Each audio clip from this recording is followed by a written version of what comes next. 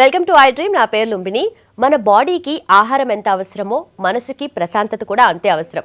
మరి ప్రశాంతత ఎక్కడ దొరుకుతుందని నన్ను అడగండి. స్పిరిచువల్ జర్నీలో మాత్రమే దొరుకుతుంది. స్పిరిచువల్ జర్నీ మీరు కూడా స్టార్ట్ చేయాలి అంటే అనంత శక్తి ఫౌండేషన్ నుండి అనంత సాయి గారి క్లాసెస్ వినాలి. సో ఈరోజు ఆయన మనతో జాయిన్ అవబోతున్నారు. Let's talk to him and also spiritual journey గురించి, మనకు యూజువలీ యూనివర్స్ గురించి, అలాగే మేనిఫెస్టేషన్ గురించి, వీటి గురించిన డౌట్స్ క్లియర్ చేసుకుందాం. హలో సార్, నమస్తే. నమస్తే అండి.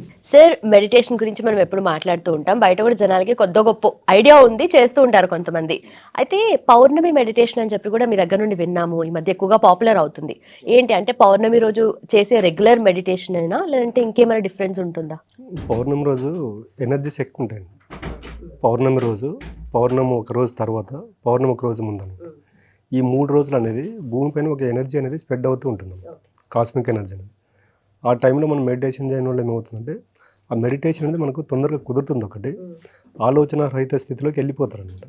అంటే మనం డైలీ మనం చేసే ఒక half an hour 1 hour meditation కన్నా ఈ పౌర్ణమి ముందు రోజు, పౌర్ణమి తర్వాత రోజు చేసే మెడిటేషన్కి చాలా ఇంపాక్ట్ ఉంటుంది. ఓకే, మన బాడీ మీద, మైండ్ మీద ఎక్కువ ఎఫెక్ట్ పడుతుంది అని అంటారు కదా పౌర్ణమి రోజు. సో అది మెడిటేషన్ వల్ల ఇంకా ఎక్కువ అవుతుంది, ఇంకా ఎక్కువ ఉంటుందండి. ఆ సమయంలో కాస్మిక్ ఎనర్జీ అనేది ఎక్కువ స్ప్రెడ్ అవుతూ ఉంటుందంట భూమి మీదకు. ఆ సమయంలో మనం మెడిటేషన్ చేయడం వల్ల ఏమవుతుందంటే మనకు ఉన్నటువంటి ఏదైనా చిన్న చిన్న బాడీ ఇష్యూస్ కానీ, మైండ్ ఏదైనా డిస్టర్బెన్స్ ఉన్న వాళ్ళకు ఆ పౌర్ణమి మెడిటేషన్ అనేది ఇంపాక్ట్ చాలా ఉంటుందండి. సో దీని గురించి ఏం చెప్తారు సార్? అంటే ఎవరైనా సరే పౌర్ణమి మెడిటేషన్ చేయొచ్చా? చేస్తే ఎలాంటి ఎఫెక్ట్ ఉంటుంది మనకు? ఎవరైనా చేయొచ్చండి. జస్ట్ కూర్చొని ఆసన సిద్ధి వస్తే చాలండి. దీనికి చిన్నపిల్లలు, పెద్దవాళ్ళు, ముసలి వాళ్ళు అనేది సంబంధం ఉండదు. మెడిటేషన్ అనేది ఒక వ్యక్తిని మెంటల్గా ఎంత స్ట్రాంగ్ చేస్తుందో చాలామందికి తెలియదండి. ఇప్పుడు మనం ఎక్కడ హాస్పిటల్కి వెళ్ళినా కూడా డాక్టర్ అంతా చెప్పిన తర్వాత, వాళ్ళ ట్రీట్మెంట్, వాళ్ళు మెడిసిన్ రాసిన తర్వాత డైలీ ఒక 5 to 10 minutes మెడిటేషన్ అలవాటు చేసుకోండి అని చెప్తారు. ఎందుకంటే మనం ఎప్పుడైతే మెడిటేషన్కి అలవాటు చేసుకుంటామో మనకు తెలియకుండానే మన యొక్క సోల్తో కనెక్ట్ అవ్వడం జరుగుతుంది అనమాట. చాలామంది ఏమనుకుంటున్నారంటే నాకు సమస్యలు అనేవి బయట ప్రపంచంలో ఉన్నాయని చాలామంది అనుకుంటున్నారు. కానీ సమస్యలకు బీజం అనేది మన అంతర్ ప్రపంచంలో పడుతుంది అనమాట. బయట సమస్యలు వస్తే మనం ఎంతని ఎదుర్కోవచ్చండి. ఒక వ్యక్తి మెంటల్గా ఎప్పుడైతే డిస్టర్బ్ అయ్యాడో దాని యొక్క ప్రభావము బయట ప్రపంచం పైన ఉంటుంది. దానికి మనం ఎప్పుడైతే ఇన్నర్గా సైలెంట్గా ఉంటామో, ఇన్నర్గా ప్రశాంతంగా ఉంటామో దాని ఇంపాక్ట్ బయట మనం చేసే పనులపైన ఉంటుంది అనమాట. దానికే మా క్లాసులకు వచ్చే వాళ్ళు కూడా రెగ్యులర్ మెడిటేషన్ అనేది సాధన చేయండి అని చెప్తుంటాం. సో ఎమోషన్స్ వైజ్గా కూడా పౌర్ణమి అప్పుడు మ్యాక్సిమం ఎమోషన్స్ మనము చూపిస్తాము. కొంచెం మైండ్ కూడా చాలా ఎఫెక్ట్ అవుతుంది అని అంటారు కదా. సో ఎందుకు అలా సార్, ఎందుకు అలా అనిపిస్తుంది? అదే పౌర్ణమి రోజు ఎప్పుడైతే చంద్రుడు భూమికి దగ్గరకు వస్తాడు అనమాట. ఆ దగ్గరలో వచ్చినప్పుడు ఏమవుతుందంటే చంద్రుని యొక్క కాస్మిక్ ఎనర్జీ భూమిపైకి ఎక్కువ స్ప్రెడ్ అవుతుంది. ఆ సమయంలో మనుషులు మెంటల్గా డిస్టర్బ్ అయ్యే వాళ్ళు కొంతమంది ఉంటారు, కొంతమంది పీస్ ఆఫ్ మైండ్గా ఉంటారు, కొంతమంది ట్రెక్కింగ్ అనేది ఉంటుంది అనమాట. పౌర్ణమి రోజు వెళ్తారు ఎక్కువ ఉంటుంది కాబట్టి కొంతమంది ఇట్లా అడవులకు, తర్వాత గ్రీనరీలోకి వెళ్ళిపోతుంటారు నైట్ అంతా ట్రెక్కింగ్ చేసుకోవడానికి. అంటే మేము చెప్తుంటాం కదా ఎప్పుడు పౌర్ణమి మెడిటేషన్ ఒకటి యూనివర్స్తో కనెక్ట్ అవ్వండి అనేది. ఈ నైట్ అలా వెళ్ళినప్పుడు ఏమవుతుందంటే మనకు తెలియకుండానే మనం యూనివర్స్ కనెక్ట్ అవుతాం. యూనివర్స్ అంటే ప్రకృతితో మమేకమైంది అనమాట. చెట్లు, తర్వాత ఈ వాతావరణం ఒకటి, జలపాతాలు ఒకటి, నీరు, ఇవన్నీ చోట అక్కడ కూర్చొని నైట్ మెడిటేషన్ చేసినప్పుడు ఏమవుతుందంటే దాని ఇంపాక్ట్ నెక్స్ట్ పౌర్ణమి వరకు ఉంటుంది మనిషి పైన. దానికి నెలలో ఖచ్చితంగా ఈ 3 రోజులు పౌర్ణమి మెడిటేషన్ చేయండి అని చెప్తూ ఉంటాం. ఓకే, అంటే ఏ టైంలో చేయాలి, ఎంతసేపు చేస్తే బెటర్? పౌర్ణమి అనేది నైట్ 12 తర్వాత స్టార్ట్ చేసుకోవచ్చండి. మళ్ళీ అర్లీ మార్నింగ్ మనకి ఎంతసేపు వీలైతే అంతసేపు వరకు కూర్చోవచ్చు. అర్లీ మార్నింగ్ 5 వరకు కూర్చోవచ్చండి. అంతసేపా? కూర్చోవచ్చండి. ఓకే. లాంగ్ సిట్టింగ్ ఇప్పుడు మేము పౌర్ణమి రోజు మినిమం 3 hours కూర్చుంటాము. అంటే మనకు తెలియదండి. అదే చెప్పి కదా ఫస్ట్ ఆసన స్థితి రావాలండి.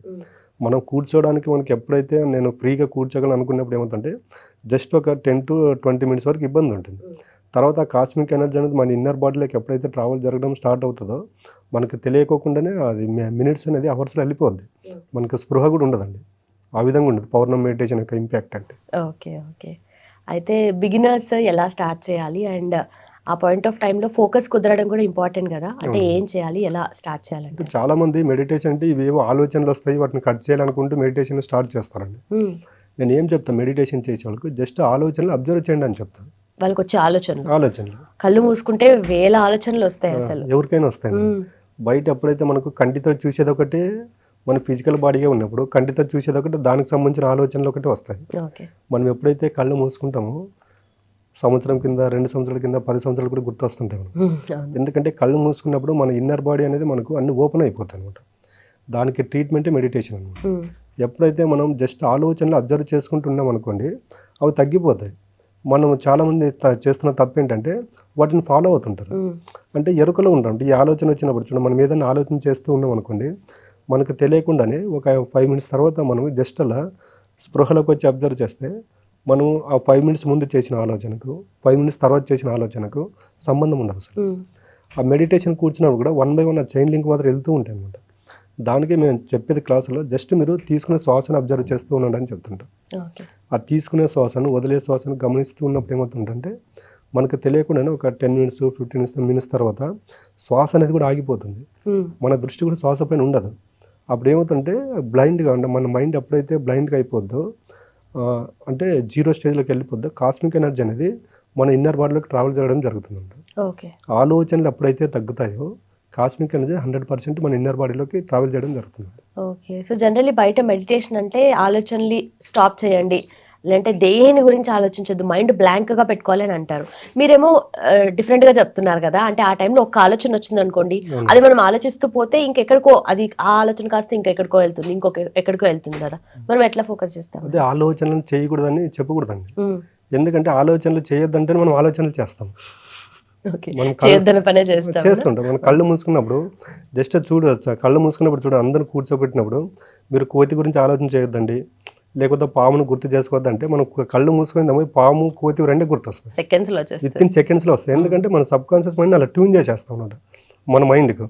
అంటే ఇది చెప్పాడు చేద్దామని, అంటే అది ఆటోమేటిక్ వెళ్ళిపోద్దండి. దానికి నేను ఏం చెప్తుంటే ఆలోచనలు స్టాప్ చేయొద్దండి. ఆలోచనలు ఏవైనా రాని జస్ట్ మీరు డైవర్ట్ అవ్వండి శ్వాస వైపు అని చెప్తున్నాను. అంటే ఉచ్ఛ్వాస నిశ్వాస, ఆనాపానసతి, అంటే మనం తీసుకునే శ్వాసను, వదిలే శ్వాసను జస్ట్ అంటే బ్రీతింగ్ ఎక్సర్సైజ్ మాదిరి కాకుండా జస్ట్ శ్వాస తీసుకున్న దాన్ని, వదిలేదాన్ని అబ్జర్వ్ చేస్తే చాలండి. ఇలా జస్ట్ ఒక 1 వీక్ 10 డేస్ మనం సాధన చేసామనుకోండి, ఆటోమేటిక్గా మనకు తెలియకుండా మెడిటేషన్ అనేది కుదురుతుందండి. Right. Done sir, thank you so much. Thank you. So విన్నారు కదా, మెడిటేషన్ మాత్రమే కాదు, పౌర్ణమి మెడిటేషన్ కూడా ట్రై చేయండి. అండ్ రిజల్ట్స్ ఎలా ఉంటాయి ఏంటనేది కామెంట్స్ రూపంలో మాకు తెలియజేయండి. అనంత సాయి గారి ఈ స్పిరిచువల్ క్లాసెస్ కానీ, జర్నీ కానీ మీకు కూడా కావాలి అని అనుకుంటే కింద మెన్షన్ చేసిన నెంబర్కి వెంటనే కాల్ చేయండి.